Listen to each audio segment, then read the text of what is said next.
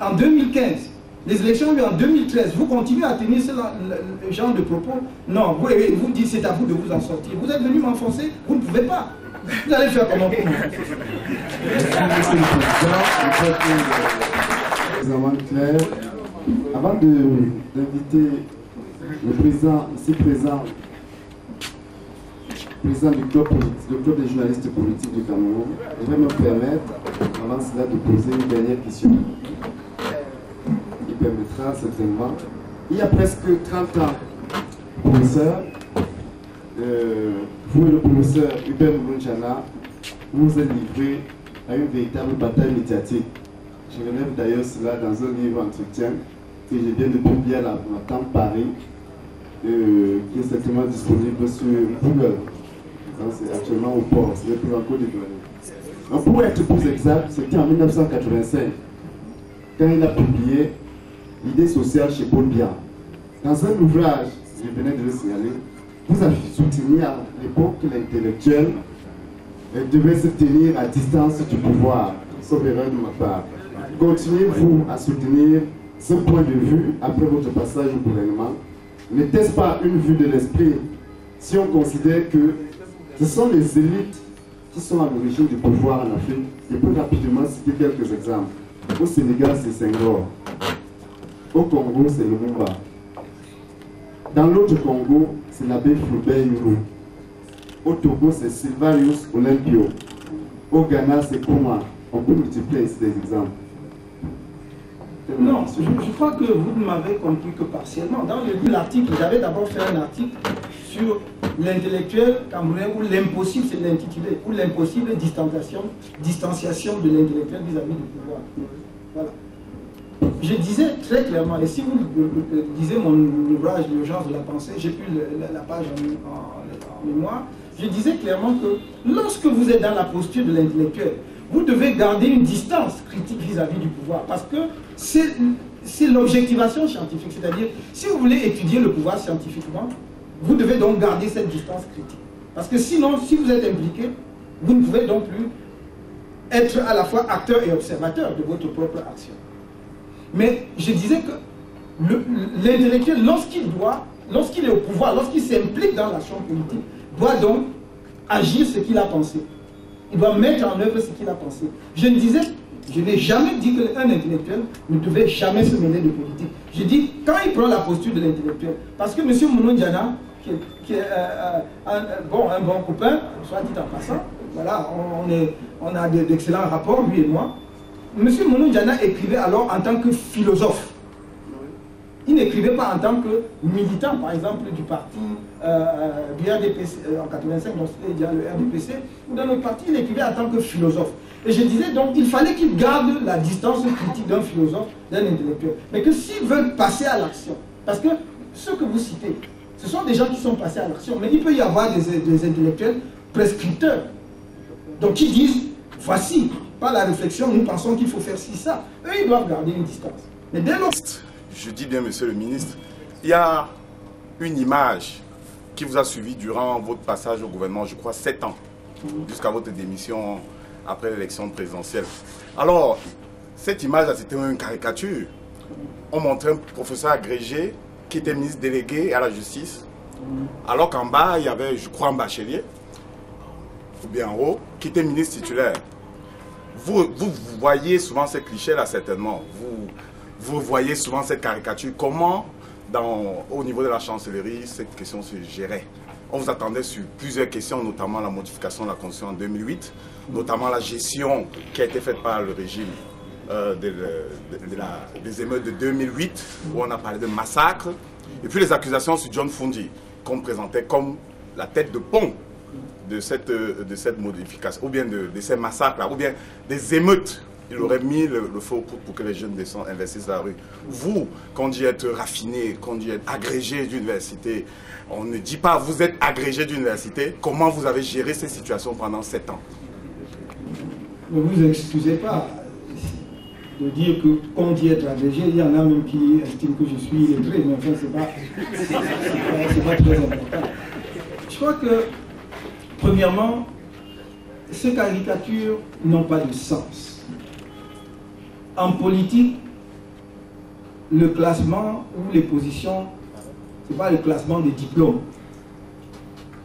En politique, les responsabilités se donnent sur la base de considérations qui ne tiennent pas compte de qui est plus diplômé que qui.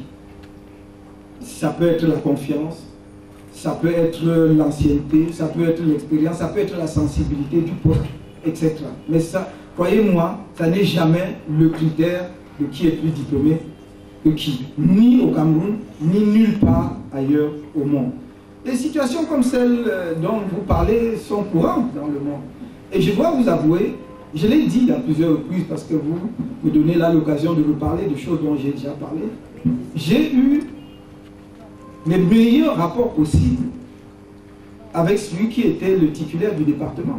Je n'avais aucun problème, vous comprenez? Ce sont ceux qui ne sont pas sûrs de leur fait, qui ne savent pas qui ils sont, qui se perdent en chemin. Le problème, c'est que je savais qui je suis. Donc, je n'avais pas à entrer dans je ne sais quel conflit avec qui que ce soit pour prouver quoi que ce soit. Je sais qui je suis et il sait qui il est. Et ce qu'on nous demandait, c'était de nous mettre ensemble, de collaborer pour travailler. Et je peux vous dire, pour ceux qui souvent invoquent le fait que j'ai passé longtemps au gouvernement, je crois que l'histoire de cette période de notre pays rendra justice à ce qui a pu être accompli au sein du ministère de la Justice pendant cette période. Je peux vous le dire.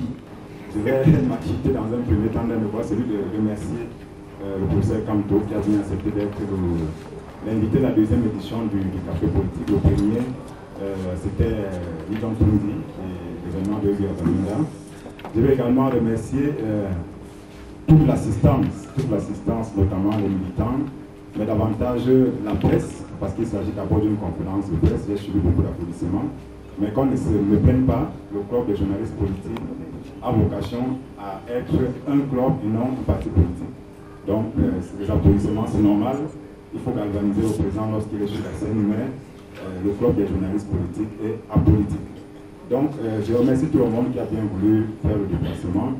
Le café politique se donne pour vocation, notamment, dans un premier temps, d'informer à travers les prestations des hommes politiques, mais également de former les journalistes, parce que nous estimons que le niveau de sécurité, le niveau démocratique, dépend également de la qualité des journalistes politiques, notamment d'ailleurs la qualité des journalistes politiques, tout simplement. Donc, je vous remercie et j'annonce la troisième édition du club des journalistes politiques à Banganté notamment, probablement très probablement à Banganté le 3 octobre.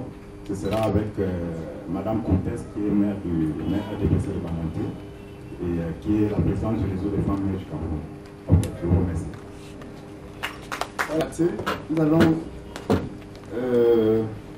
vous prier, il fait ainsi allusion aux membres du parti, aux journalistes, de sortir de la salle pour une photo de famille. Après l'installation, le président de MSC suivra. En fait, nous voulions simplement dire que si le gouvernement veut être cohérent avec lui-même, ayant argué en juillet pour l'augmentation du prix du carburant du fait que les coûts mondiaux du baril avaient augmenté et qu'il fallait répercuter cela sur le prix du carburant à la pompe dans notre pays.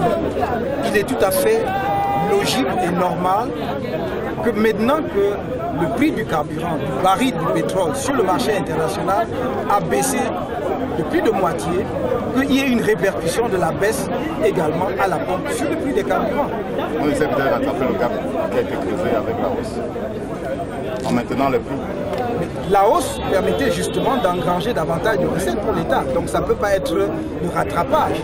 Au fond, l'argument que l'on entend ça et là, au sein de l'administration ou du gouvernement, c'est de dire que oui, comme parallèlement, le prix du pétrole camerounais, le Cameroun vend, a baissé également. Ce différentiel entre ce que le carburant coûte à la pompe et ce qu'il aurait dû coûter écoutez, si on baissait le prix, permet de compenser cela. Je dis que cet argument n'est pas logique, cela veut dire que le raisonnement du gouvernement est circulaire. Parce que vous ne pouvez pas dire que parce que le prix du pétrole monte sur le marché international, il faut augmenter le prix du carburant. À ce moment-là, on ne fait pas valoir que le prix du pétrole camerounais aussi augmente. Parce qu'on aurait pu dire, comme le prix du pétrole camerounais augmente, en même temps on n'augmente pas les prix au niveau national, mais on a augmenté. Logiquement, on devrait baisser les prix puisque les prix baissent sur le marché international. Que cela affecte ou non les exploitations camerounaises. C'est une question de logique. Sinon, effectivement, le gouvernement n'est pas cohérent avec lui-même et sa décision